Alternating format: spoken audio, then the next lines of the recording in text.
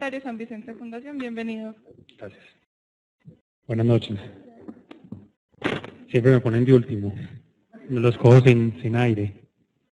Bueno, vamos a procurar dejar algunos aspectos claros, básicamente con unos ejercicios. Y el mensaje más importante a lo largo de esta conferencia es que siempre debe hacer un esfuerzo diagnóstico por determinar la causa de la anemia, sobre todo cuando es progresiva, y tener claro cuándo y cómo tratarla. Serían como unos objetivos generales a tener en cuenta. Es un hábito muy frecuente que estemos dando suplencia de sulfato ferroso, de ácido fólico, sin ni siquiera tener un diagnóstico claro de la causa de la anemia. Entonces aquí les voy a mostrar unos casos, que son unos casos de la vida real, pero antes de esto, la idea con estos casos es ilustrar 4 escenarios clásicos. Uno es el paciente con anemia que tiene recuentos leucocitarios o plaquetarios disminuidos, es decir, una anemia en presencia de otras citopenias. El otro escenario es un paciente con anemia y reticulocitosis. El tercer escenario es un paciente con persistencia a largo plazo de glóbulos rojos anormales.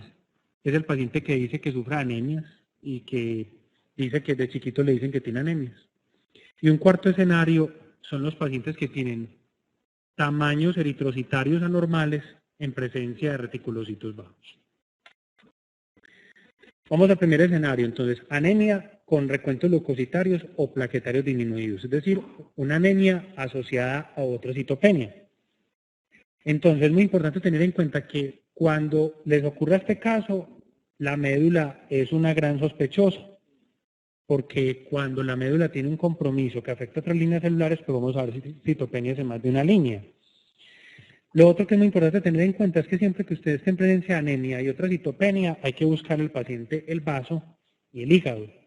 Generalmente cuando el paciente tiene una esplenomegalia asociada a anemia, hay que descartar una enfermedad hepática, hay que descartar un linfoma o hay que descartar autoinmunidad. La anemia de la hepatopatía crónica es un poquito más compleja. Habitualmente es una anemia de tipo ferropénico y habitualmente es una pancitopenia, como para que lo tengamos claro. Entonces, en resumen, todo paciente con anemia y otra citopenia, tóquele el vaso, tóquele el hígado si se lo encuentra y busque la adenopatías. Si un paciente tiene adenopatías, esplenomegalia en presencia de anemia y otra citopenia, el paciente probablemente tiene un linfoma. Eso es muy importante. Si por el contrario no hay esplenomegalia ni hay otras adenopatías y hay una bicitopenia o una pancitopenia, hay que pensar en una anemia aplástica, en un síndrome mielodisplásico o una leucemia aguda. Lo importante más que aprender estos nombres es el raciocinio, es decir, si usted tiene un paciente con anemia y citopenias y no tiene esplenomegalia, hay que ir a la médula. Probablemente el problema está en la médula, bien sea un tumor primario originado en la médula ósea o bien sea un tumor que invade la médula ósea. En el mieloma múltiple no es usual encontrar citopenias, digamos que lo ponemos aquí porque es una causa rara de citopenias. El mieloma da sobre todo anemia y una anemia de tipo normo. Y cuando ustedes vean un paciente con anemia y trombocitosis, probablemente lo que el paciente tiene es una anemia ferropénica, porque una de las manifestaciones poco usuales, pero que se pueden ver en anemia ferropénica, es la trombocitosis. Entonces vamos a este caso. Es el caso del escenario que estamos hablando. Una mujer de 62 años, quien viene consultando por síntomas generales y por pérdida de peso. Y al examen físico lo que se destaca es la ausencia de enopatías y de hepatoesplenomegalia. Y además tiene un detalle, y es que tiene púrpura húmeda. Entonces tenemos un recuento de blancos de 3.300, hay una leucopenia, 1.100 neutrófilos, neutropenia, los linfocitos miren que está bien, hay una inversión del diferencial de hecho, tiene 1.800 linfocitos, tiene 1.300 monocitos, curiosamente, no es lo usual que usted en una anemia normalita encuentre una monocitosis. Y aquí está, tenemos una anemia macrocítica con un ancho de distribución, digámoslo así, dentro de lo homogéneo. Tiene 17.000 plaquetas y tiene un índice de producción reticulocitaria de 0.9. Acuérdense que esto es una corrección que se le hace a los reticulocitos basado en el hematocrito y basado en el tiempo de maduración, que entre más tiempo un reticulocito, entre más reticulocitos hay, más tiempo deben permanecer en sangre periférica. Eso es el índice de maduración. Lo interesante es el extendido. El extendido muestra que hay macrocitos, microcitos, dacriocitos, eritroblastos y metamielocitos. Entonces, recordemos lo del índice de producción reticulocitaria. Aquí está la formulita, muy sencilla. Usted hace una primera corrección con el hematocrito del paciente dividido el hematocrito ideal, que es 45. Y después hay un índice de maduración que al valor anterior le adiciona esta operación matemática, que esto refleja el tiempo que permanecen los reticulocitos en sangre periférica. Entonces, hay una división clásica y es la famosa anemia regenerativa, que algunos autores hablan que es por encima de 2, otros que es por encima de 3, pero la mayoría de autores habla que es por encima de 2%, una anemia regenerativa.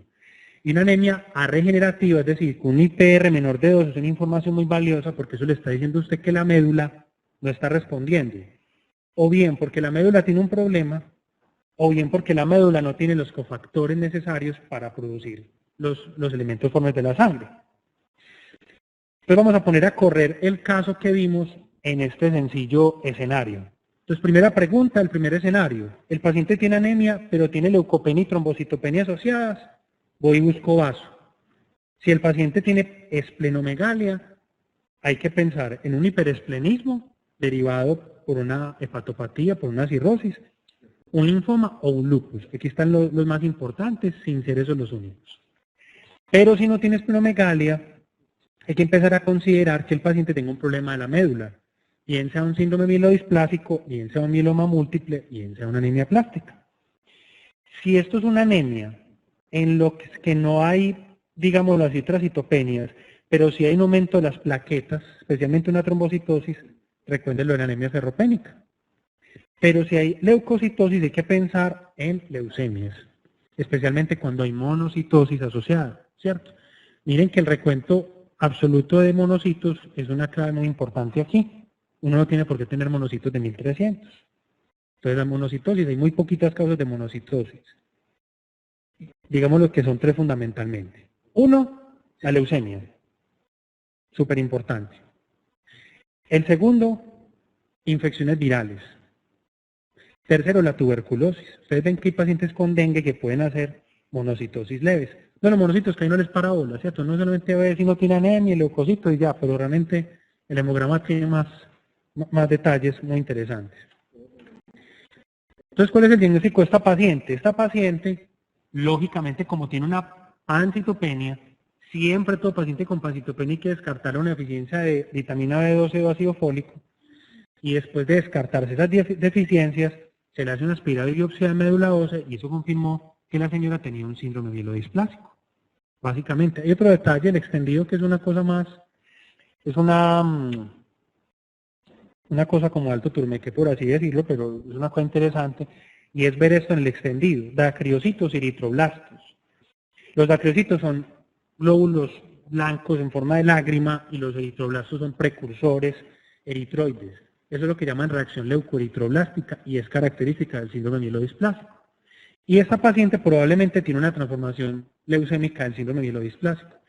Realmente lo que importa aquí no es que ustedes aprendan esos diagnósticos. El mensaje grande del primer escenario es anemia más citopenias, busque el vaso. Si el paciente no tiene vaso, busque la médula. Y la médula puede tener 2 problemas, o que no tenga cofactores suficientes para regenerar los glóbulos blancos y los rojos, o que la médula tenga un problema primario por invasión de un tumor, por una leucemia o por un mielodisplásico, y es que la médula falla para generar los precursores adecuados. Segundo escenario, el caso del paciente con anemia crónica y reticulocitosis.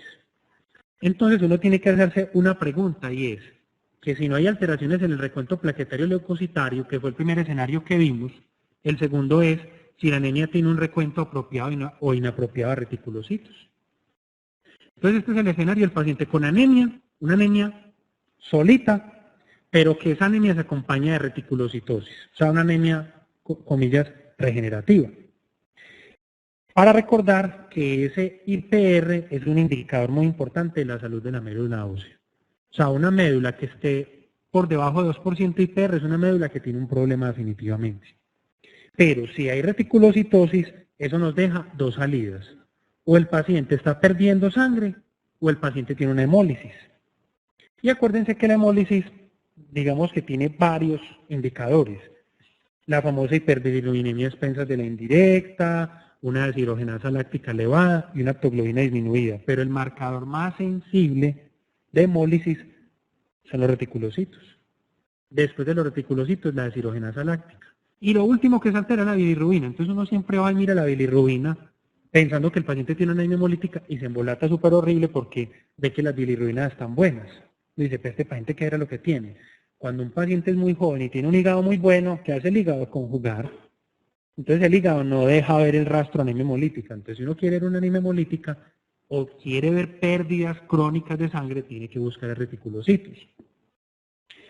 Es una omisión frecuente el hecho de no prestar atención a los reticulocitos. Y es un error frecuente también considerar que todo paciente con reticulocitosis tiene una anemia hemolítica. No siempre.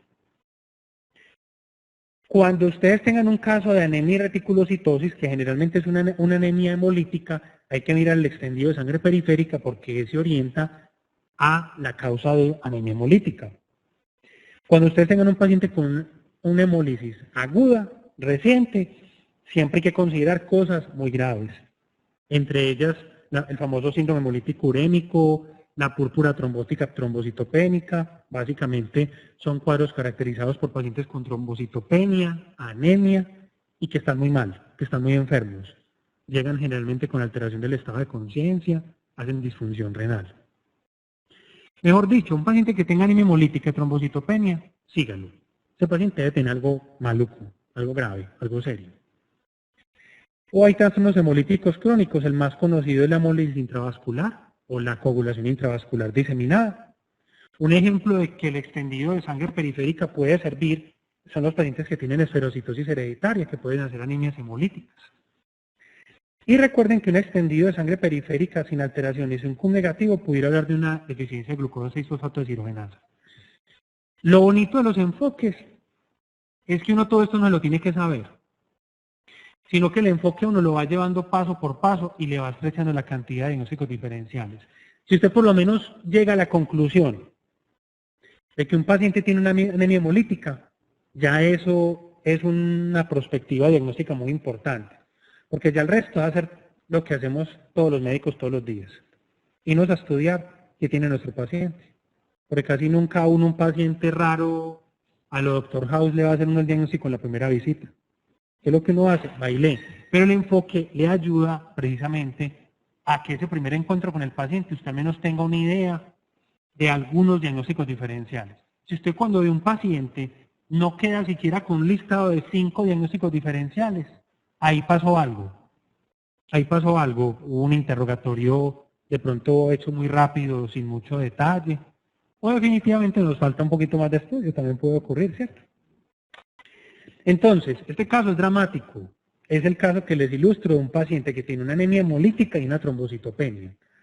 Mujer, 19 años, llega con una tos hemoptóica y una desaturación. Yo acá le estoy poniendo casos extremos, pero quiero decirles que estos casos me sirven es más para hacer el ejercicio de enfocar que de simplemente aprenderse el diagnóstico de los pacientes. ¿Listo? Eso es lo que realmente ayuda en estos temas. Entonces, llamativo, leucopenia. Tiene anemia, muy importante, pero miren esto, es una anemia regenerativa, acompañada de trombocitopenia. Miren la deshidrogenasa láctica como está elevada. Miren ustedes que no hay hiperbilirrubinemia a expensas de la indirecta, de hecho son bilirrubinas muy normales. Y tiene otro detalle que aquí les estoy soplando, que es un CUM directo positivo. Entonces ya de entrada usted con eso sabe que el paciente tiene una anemia hemolítica de origen autoinmune. Y la mayoría de mujeres con anemias hemolíticas autoinmunes a esta edad tienen un lupus hasta que no se muestren lo contrario. Y un lupus tremendamente fuerte, un lupus tremendamente activo, porque posiblemente esa tos hemoptóica, esta saturación corresponde a una hemorragia alveolar, que es el espectro más malo. Pues lo peor que le puede pasar a una lúpica es eso. Vuelvo y digo, el contexto no importa tanto, sino un análisis que hay que hacer aquí, y es, tenemos una anemia regenerativa con marcadores de hemólisis positivo, es una anemia hemolítica. Aquí metí una trampa y es que metí dos escenarios en realidad. Miren ustedes que hay una anemia hemolítica, pero tiene componentes del escenario 1, es decir, tiene citopenias adicionalmente. Entonces, probablemente, como hay una explicación en la lógica médica, que es la explicación unicausal, uno le echa la culpa a lo que uno cree que tiene el paciente. Entonces, uno pudiera hacer dos abordajes. Uno, echarle la culpa al lupus de todo esto. O dos, ser tan tremendamente de malas, que hay gente así, muy de malas, que pueda tener un lupus y otra vaina. Pero lo lógico es decir que si esto es un lupus, entonces esta señora tiene todo este cuadro de leucopenia, de anemia hemolítica, trombocitopenia por lupus, y adicionalmente tiene un compromiso pulmonar por lupus, ¿cierto? Aquí hay un detalle bien importante, son los esquistocitos, pero los esquistocitos en este caso es de una cruz. Cuando usted ve un extendido de sangre periférica con una cruz, quiere decir que es el 25% de todos los elementos formes, una cruz no vale la pena. O sea, una cruz en extendido de sangre periférica, ustedes ven 4 cruces, macrocitos, microcitos, esquistocitos, microcitos, eso quiere decir que la bacterióloga vio de todo y no vio nada, ¿cierto? Entonces, a eso uno no le da tanto peso. 2 cruces sí tiene más significado. Entonces, efectivamente, vamos a intentar pasar a esta paciente por este algoritmo, aunque técnicamente, aparentemente es muy fácil. Ojalá en la vida real los pacientes cupieran en los algoritmos, ¿cierto? Eso lo hacemos porque estamos en una conferencia de anemia. Entonces, anemia con reticulocitosis, sí. Marcadores de hemólisis positivos, sí. Entonces, el otro paso que hay que hacer, si yo sé que esto es una anemia hemolítica, es decir, el extendido de sangre periférica, ¿cómo está? Y si usted ve que hay glóbulos rojos fragmentados, es decir, esquistocitos, que son pedazos de glóbulos rojos, por lo menos 2 cruces, con ese paciente hay que correr. Porque ese paciente puede tener una causa de anemia hemolítica bien importante, como la anemia hemolítica microangiopática. No es tema hablar de eso, pero digamos que en general usted puede tener una anemia hemolítica por varias razones. Uno, el sistema inmunológico del paciente se enloqueció y empezó a morder todos los glóbulos rojos del mundo con los anticuerpos. O dos, los anticuerpos están sanos, pero hay unas vías destapadas, que son los vasos sanguíneos, que empiezan a destruir los glóbulos rojos a su paso. Eso es lo que llamamos microangiopatía. También la microangiopatía puede ser dada por una válvula protésica. Entonces usted puede dar anemias hemolíticas por válvula protésica disfuncional. Entonces, el punto crítico aquí es saber si la anemia hemolítica es CUMS positivo o CUMS negativo. Ese es el dato clave. Si es CUMS positivo, el sistema inmunológico se enloqueció. Es una anemia hemolítica autoinmune. Si el CUMS es negativo, preocúpese y mucho. Porque puede ser que se haya enloquecido, las carreteras destapadas y hayan cientos de problemas. El problema más común de microangiopatía es la coagulación intravascular diseminada. Cuando un paciente con sepsis le empiece con anemia hemolítica, llórelo, se le va a morir. Porque tiene una serie probablemente. ¿Listo? Si no tiene CUMS directo positivo, entonces uno piensa en microangiopatía, pero también piensa que los glóbulos rojos sean defectuosos. O sea, no solamente las carreteras destapadas, sino que se están dando en un Renault 12 marca del año 78. Es decir, un carro destartalado, como unos glóbulos rojos destartalados, por N mil causas. Puede ser porque hayan problemas de la membrana celular, puede ser porque haya problemas de la hemoglobina. El dato importante aquí es este, ese es el escenario grande. Anemia, más reticulocitosis, pérdidas sanguíneas, anemia hemolítica. Anemia hemolítica, ¿es autoinmune o no es autoinmune? ¿Cómo lo partimos? Con el CUMS directo. Entonces, ese es el escenario. Entonces, efectivamente, esta muchacha tiene una cosa muy mala, como lo es un lupus, con púrpura trombocitopénica trombótica y con hemorragia alveolar. Es un caso, pues, absurdo, es absurdo y exótico, es obsceno, como diría un residente de nosotros alguna vez. Es un caso obsceno, pero esa obscenidad es simplemente para hacer el ejercicio diagnóstico un poquito más difícil. Tercer escenario, el paciente anémico de toda la vida. Es decir, el paciente que llega con anemia, sí, por el lupus. Eran por el lupus. La trombocitopenia era porque tenía microangiopatía. Y la leucopenia era por el lupus. Tercer escenario. Pacientes que tienen anemia de larga data. En esos pacientes ayuda a tener hemogramas para despertarlos. En esos casos ayuda a tener hemogramitas viejitos. Entonces, casi siempre la causa más común de anemia congénita es la talasemia. Es la causa más frecuente de una anemia crónica no diagnosticada a largo plazo. La talasemia como tal, que es un defecto en la producción de las cadenas de hemoglobina, de la globina, generalmente cuando es una talasemia grave, el muchachito no llega viejo o el muchachito se queda enfermo toda la vida y la talasemia se la diagnostican a temprana edad. El detalle es el paciente con rasgo talasémico, que es el paciente que anda por ahí por la vida tranquilo con hemoglobina de 10 y que nadie le hace daño hasta que cae en manos de un examen prequirúrgico y le sale una anemia. Y todo el mundo se empieza a rascar la cabeza y decir, ¿este paciente qué tendrá? Como estamos teniendo casos obscenos, les voy a traer un caso obsceno. Me voy a adelantar un poquito porque esto no va al caso. Eso está en la presentación de igual manera. Esta presentación, yo sé que tiene, para los que la pudieron revisar, tiene mucho dato de pronto autista. Pero digamos que las historias, más que pretender que ustedes aprendan todas estas cosas, es insistirles en lo mismo. Creo que esta es la quinta vez que digo esta idea. Pero lo importante que es hacer un enfoque para uno poder ir acercando esos diagnósticos. El caso es el siguiente. Un muchacho de 17 años quejándose de dolor articular difuso. Al examen físico tiene una inmensa esplenomegalia. Y el paciente tiene antecedentes de anemia desde hace varios años. Otra trampa, les combiné otro escenario. Entonces uno diría, uy, anemia y esplenomegalia gigante, tiene un linfoma. Tiene que tener un linfoma. Pero entonces empezamos a mirar cosas. Este muchacho tiene además una pancitopenia, ¿cierto? Miren ustedes. Tiene leucopenia, tiene neutropenia, tiene linfopenia. Pero miren ustedes este detalle, que es lo más interesante. Tiene una anemia microcítica, muy microcítica, con trombocitopenia. Pero miren ustedes esto, ferritina normal, reticulocitosis y con directo negativo. O sea, les combiné 3 casos en uno. Este paciente, ahí donde ustedes lo ven, tiene 3 diagnósticos diferenciales juntos. Entonces, dijimos que un paciente con anemia y esplenomegalia, una de las cosas que hay que considerar es un hiperesplenismo, ¿sí o no? Entonces este muchacho tiene un hiperesplenismo. Acuérdense que usted puede tener hiperesplenismo o porque el hígado generalmente es cirrótico y hay un aumento de la presión portal y es esplenomegalia. U otro escenario es cuando los pacientes hacen hematopoiesis extramedular. Es decir, compensan la anemia haciendo hepatomegalia, haciendo esplenomegalia. No es lo usual, pero puede ocurrir. Este muchacho tiene eso. Lo otro, todo el mundo cree que la anemia microcítica es ferropenia. Y mire que la ferritina que aquí les puse es normal. La segunda causa de anemia microcítica es un rasgo talasémico, sobre todo cuando el volumen corpuscular medio está por debajo de 70.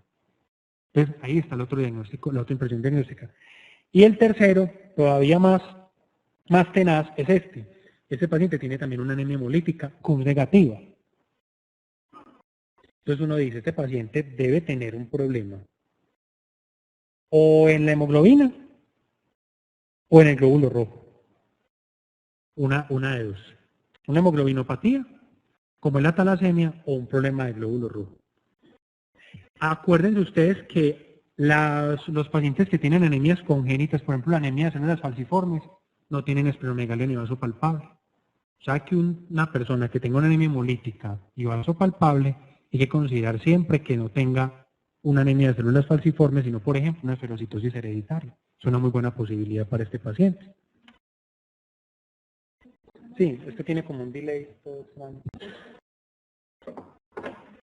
Mejor, creo que sí. Como usted me lo entregó. Por eso...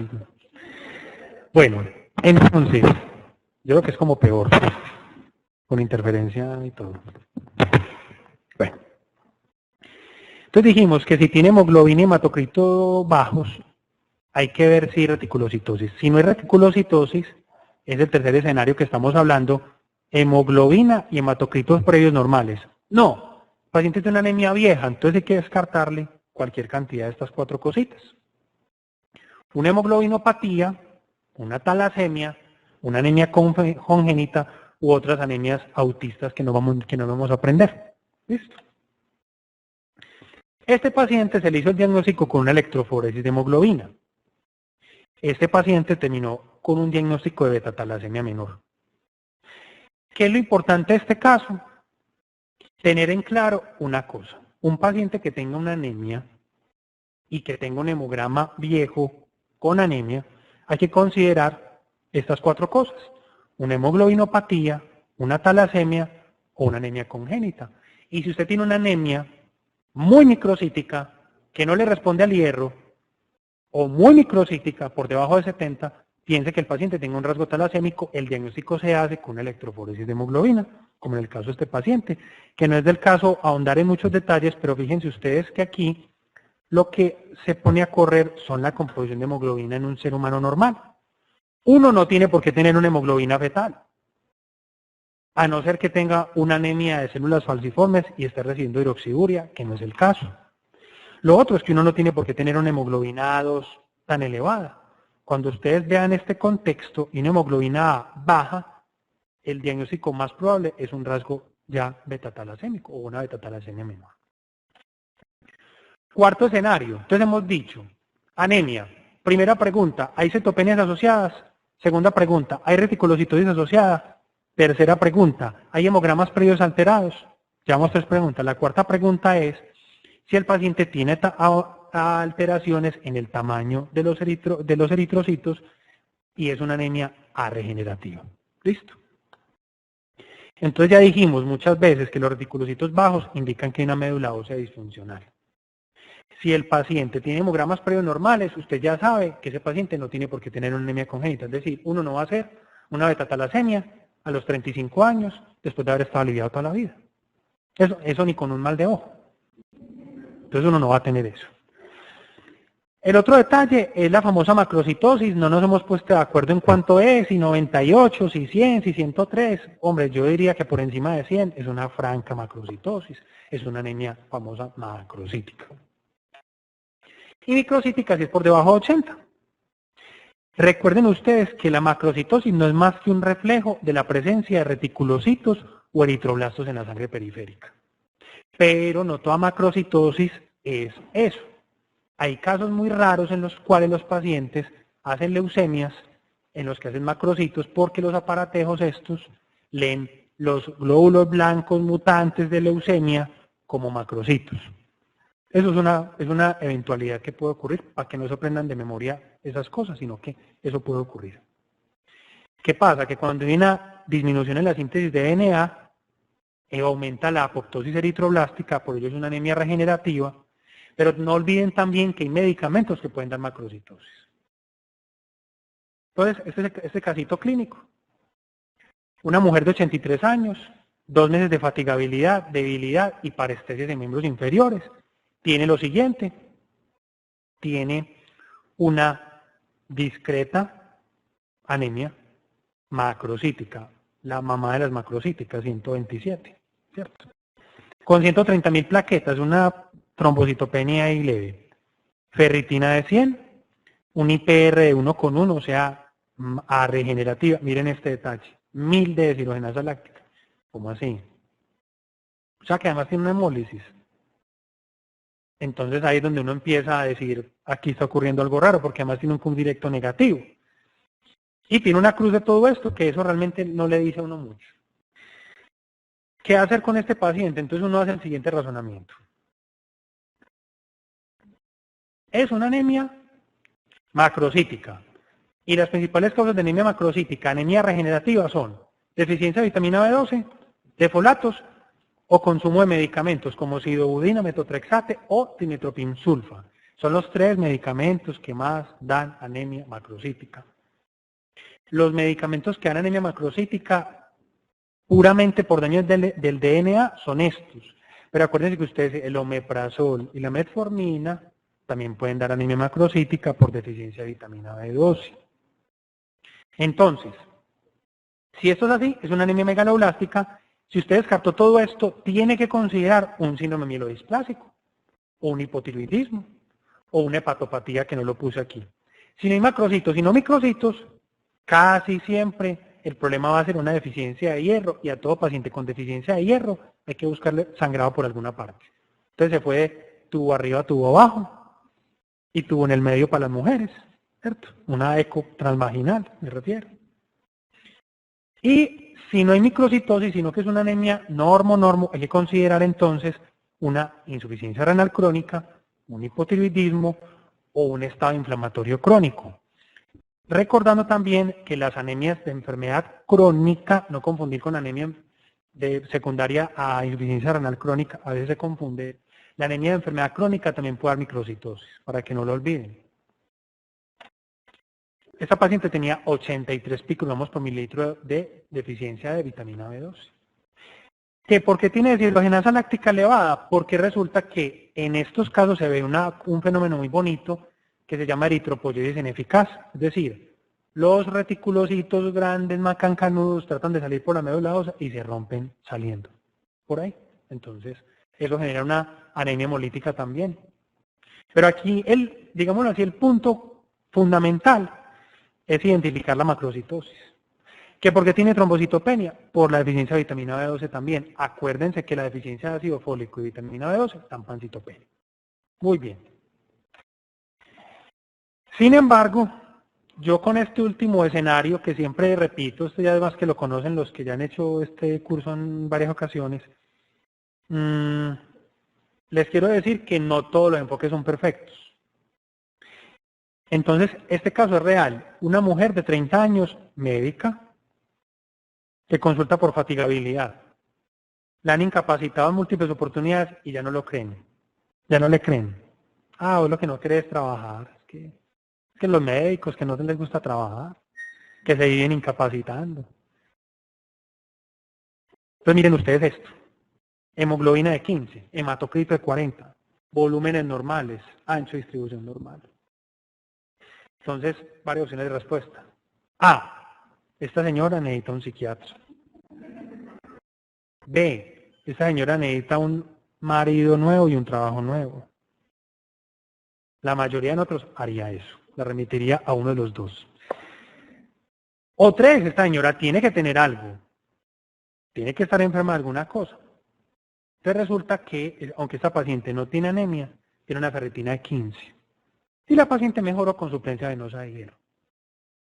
Entonces ustedes dirán, ¿esto es una exageración? No, no es una exageración. Está escrito que los pacientes con deficiencia de hierro y deficiencia de vitamina D, en adolescentes, esta es una adolescente tardía, 30 añitos nomás, está escrito que estos pacientes pueden tener fatiga crónica. Se puede tener fatiga crónica, puede tener cansancio de la vida, puede tener todo lo que quiera, aburrimiento existencial, todo lo que quiera, por una deficiencia de hierro sin anemia. ¿Listo? Es asombrosa la cantidad de gente que uno le diagnostica deficiencia de hierro y deficiencia de vitamina B12. Es asombroso, es una pandemia, se los digo. Yo a todo paciente con cansancio le pido ferritina y vitamina B12 y casi siempre están bajitos. Y son gente que supuestamente come muy bien, come mucha carne, ¿cierto? Entonces aquí hay un mensaje muy grande. Esto no cabe en ningún enfoque. Entonces la moraleja es, créale el paciente y pide una ferritina. Siempre. Voy a terminar ya casi. Les voy a dejar unas perlitas que son como un recorderis de lo que hemos hablado y es que la deficiencia de hierro es la causa más común de anemia microcítica. Que la prueba definitiva para confirmar es la ferritina. Una anemia ferropénica con ferritina normal es prácticamente imposible. Tiene que tener otra cosa. O tiene una anemia de enfermedad crónica, o tiene un rasgo beta-talasémico, que es muy raro. Casi todos tienen deficiencia de hierro. Casi siempre una anemia microcítica heterogénea, que eso no hablé, es el ancho de distribución, que cuando está por encima de 15%, se habla de heterogeneidad, de todas maneras por deficiencia de hierro. Y cuando ustedes vean microcitosis sin anemia, piensen en un rasgo talasémico o una policitemia asociada a deficiencia de hierro. No viene al caso. Entonces ya esto lo hemos dicho, que si tiene microcitosis, si no tiene ferropenia y talasemia, piensen en una enfermedad crónica, otras causas más raras de anemia, que no es del caso. Y acuérdense que las deficiencias nutricionales también pueden causar anemia normo-normo. Entonces el hecho de que usted tenga una anemia normo-normo, mejor dicho, a todos los pacientes que tengan anemia hay que descartar la deficiencia de hierro y vitamina B2, para decirlo de una vez. Hemacrocitosis, el que tiene macrocitosis es porque ya está andando en los rines, eso ya es porque ha pasado mucho tiempo. Gente con anemia, hasta que no se, sobre todo la gente, los jóvenes de nuestra edad, tienen usualmente deficiencia de nuestra edad. Muy bien. Estas son cositas de la anemia hemolítica, no los voy a aburrir con todo esto. Básicamente la anemia hemolítica puede ser intravascular o extravascular, pero eso ya es un dato muy profundo, no lo voy a mencionar. Pero sí les voy a recordar que el CUMS directo abre la puerta de una anemia hemolítica. Debería estar terminando ya. Me quedan, ¿qué? No sé cuántas diapositivas me queden. Pero creo que vale la pena escuchar esto porque son como los trucos para tratar las anemias carenciales. Levanten la mano los que quieren que pare ya. Y paro. Nadie se va a atrever. La censura social. El otro mirando el de la a ver si levanta la mano. Bueno. Básicamente esto. Yo esto no se lo voy a recitar. Simplemente esta diapositiva les voy a decir lo siguiente. Uno tiene que pensar y ponerle un poquito de ciencia a la reposición de hierro. Tiene que saber que la mayoría de los adultos tenemos 4 gramitos en el cuerpo de hierro entre la hemoglobina, la ferritina y la hemosiderina. O sea, muy poquito hierro. Tener en cuenta que generalmente perdemos 1 miligramo de hierro diario. Pero la absorción de hierro del organismo es supremamente ineficiente. Por cada 10 miligramos de hierro que uno coma, absorbe solamente 1. Y si dijimos que la pérdida diaria es de 1, necesitamos por lo menos 10 miligramos. Por eso es que mujeres embarazadas que necesitan 3 miligramos necesitan por lo menos 30 miligramos de hierro. Pero esos miligramos se calculan con el hierro elemental. Entonces es muy importante saber, cuando usted le dé a un paciente sulfato ferroso, saber cuánto es el hierro elemental de sulfato ferroso. Pero lo más importante, entonces es el dato que les voy a poner para la casa. Tarea, averiguar cuál es la cantidad de hierro elemental del sulfato ferroso, que es el hierro Pg que utilizamos, o el hierro, por ejemplo, el fumarato, que es un hierrito un poquito mejor tolerado, con más cantidad de hierro elemental. Siempre que usted tenga una anemia ferropénica, piense, ¿el paciente está botando sangre? ¿El paciente no está comiendo bien? ¿O el paciente no está absorbiendo bien el hierro que está comiendo? Básicamente. Y casi siempre es esto. Viejito con anemia ferropénica, búsquele cáncer de colon o cáncer gástrico hasta que no se muestre lo contrario. Adulto joven, así como la de nosotros, con anemia ferropénica, come mal. Y si es médico, probablemente muy mal. ¿Cierto? Muy mal. Pobres médicos, pobrecitos de nosotros. Entonces, aquí les tiro el pastel, pues. 60 miligramos de hierro elemental de sulfato ferroso. Bueno, no voy a ahondar en esto. El tratamiento es, van a leer esto mejor, pero básicamente hasta que la ferritina esté por encima de 50. Es un error que el paciente superó la anemia y listo, ya. No se tome más ese hierro, señora. No, hay que llenar los depósitos de ferritina, de hierro, con niveles por encima de 50. Uno dice que estamos listos. Y estos rangos cada vez son más exigentes. Para los británicos, una ferritina por debajo de 100 ya es ferropenia. Pero nosotros, como siempre, no hacemos estudios de eso, entonces nosotros no sabemos realmente cuál es nuestro valor de referencia de ferritina. Pero 50 parece ser bastante razonable.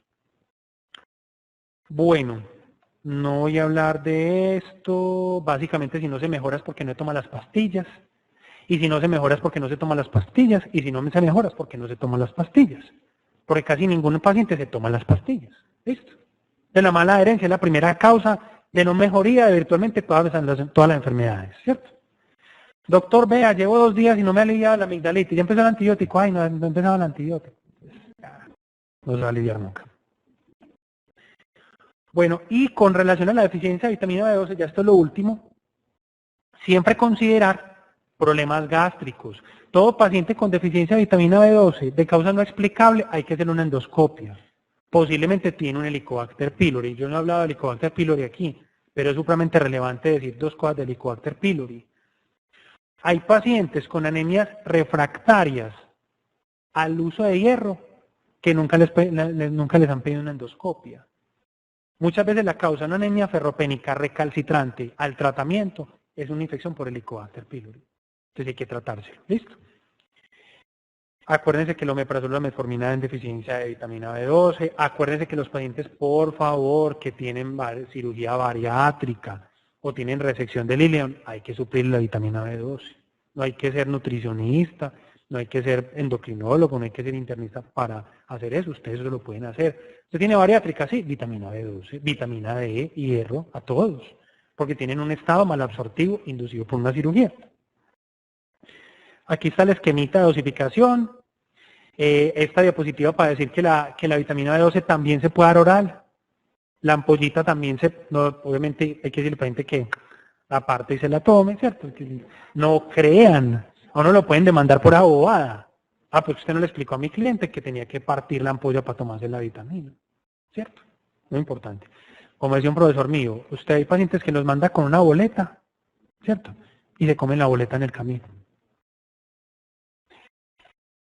Bueno, y deficiencia de ácido fólico, básicamente lo mismo. ¿Qué preguntas hay? ¿Qué preguntas quedan? Me tocó ir rapidito porque están cansados. Entonces, 4 escenarios. Anemia con citopenias, búsquele vaso. Anemia con reticulocitosis, búsquele anemia hemolítica. Anemia con hemogramas viejos, con anemia, búsquele causas congénitas de anemia. Anemia macrocítica, descarten una deficiencia de vitamina B12, si microcítica, deficiencia de hierro. Si no se alivia, es porque el paciente no está tomando la droga bien. Créanlo a los pacientes y uno puede morir por deficiencia de hierro. Básicamente el mensaje. Muchas gracias.